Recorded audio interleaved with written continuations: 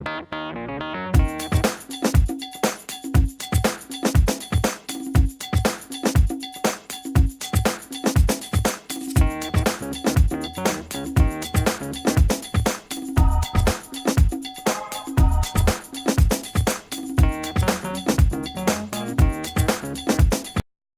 is me making a video without Alex. So it won't have all the bells and whistles in it. And for those of you who are Alex fans, don't tattletale. The reason I'm making this video is because I saw the video that was supposed to go up today, dealing with fear, and that video was entitled Embracing What Comes After the Fear. And I don't think we're ready for that one yet. I'm not comfortable because there are a couple of things that I believe we really need to deal with if we're going to make the bold moves that are in us to make. I'd like to talk about today, tonight on Your Prime Time with Michelle Akins. I'd like to talk about fear of connecting. Many of us are intimidated at the thought of connecting with other people because we think that we will be hurt, someone will take advantage of us, will be misused, or in some other way mistreated. That very fear of forming connections is hindering many of us in our careers, in our relationships, even in our abilities to form a business. Because the truth is, what's inside of you will never come to its greatest fruit if you keep it there. You are going to have to connect with someone.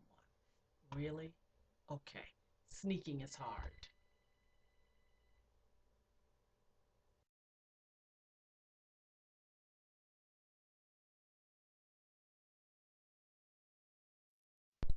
So let's talk about a few reasons that we don't want to connect or that we fear connections.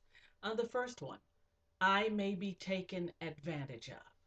Some of us have been in organizations or friendships or relationships or partnerships where we came out on the short end of what was happening.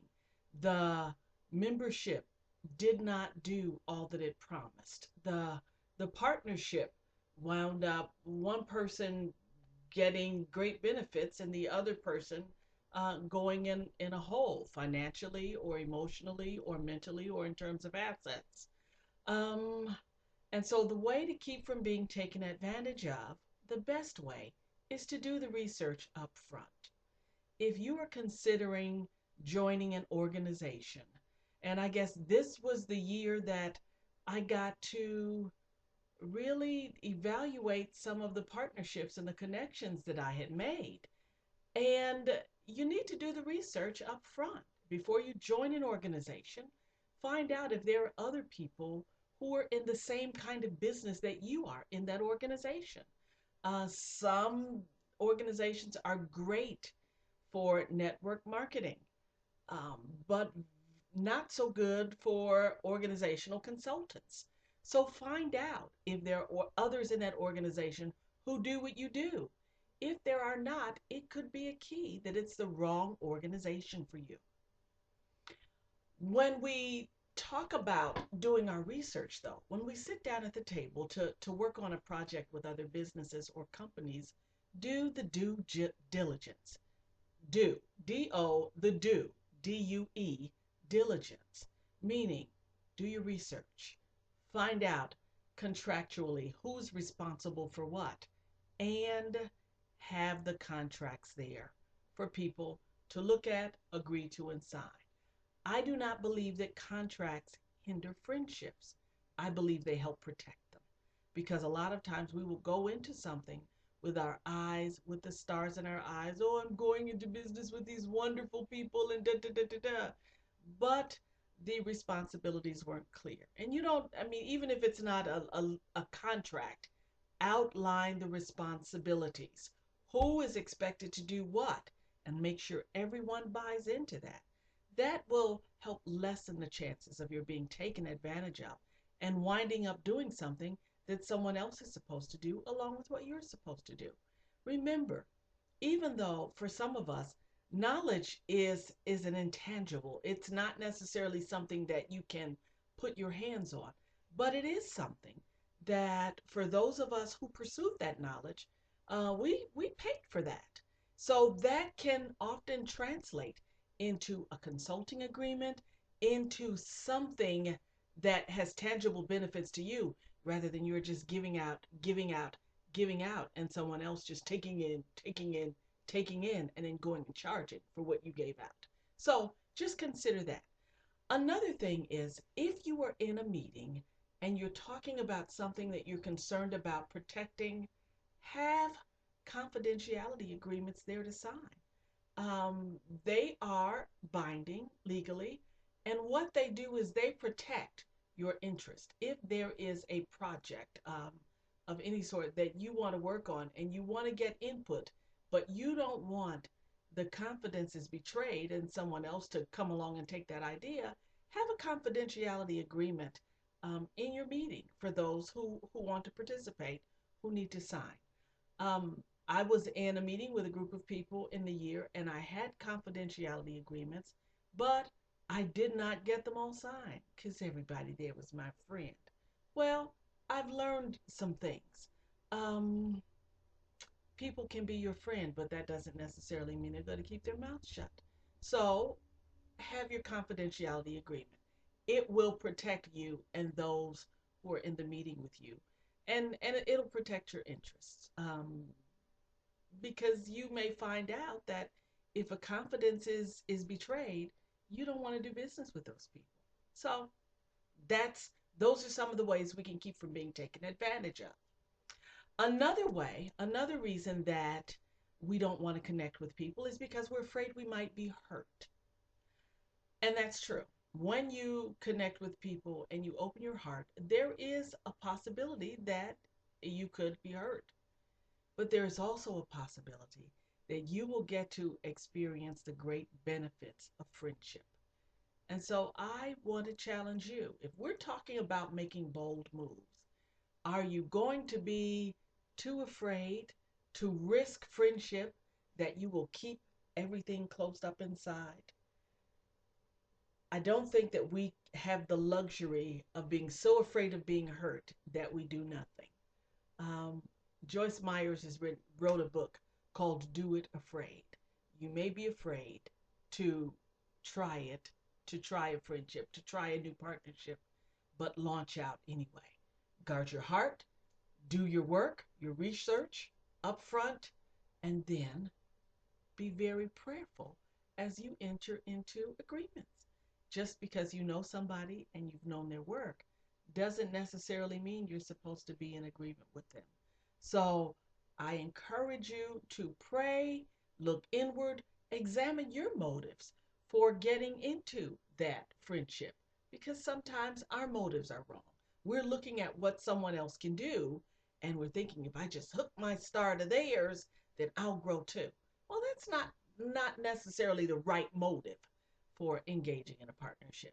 So if you're afraid of being hurt, do your research, do your praying, look inside and examine your motives, and understand that just like there is a risk of being hurt, there is also the possibility of great friendship and reward.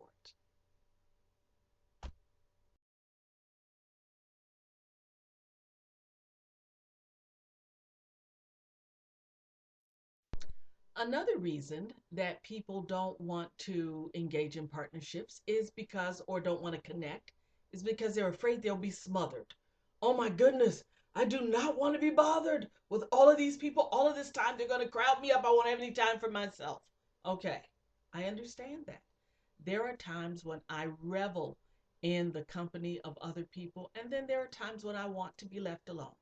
And when I want to be left alone, it is usually so that I can rest and look inside of me and tune everybody else out and hear the voice of God.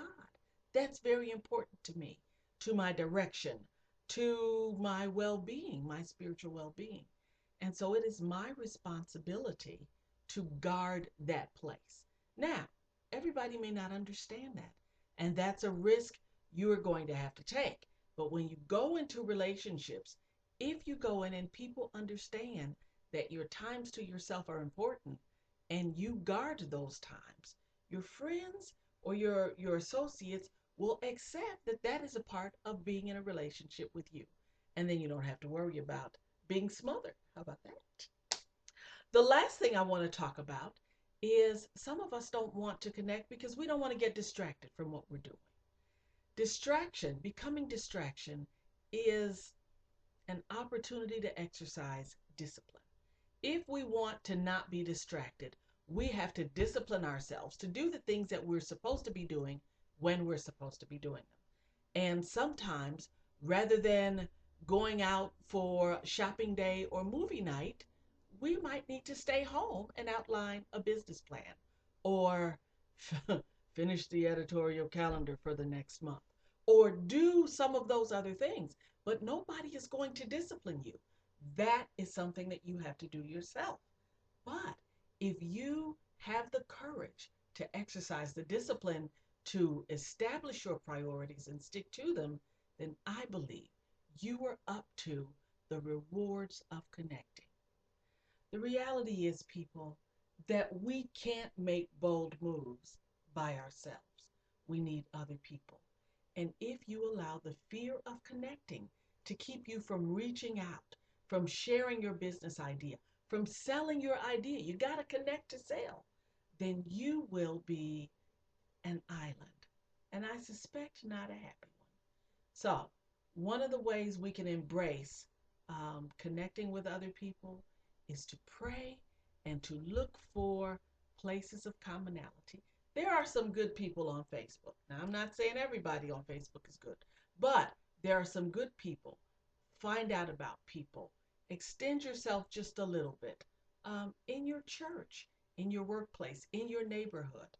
Look for places that can connect. There are also organizations. Now, I challenge you to be careful when joining them. Examine them and do the work up front to see if it is the one for you.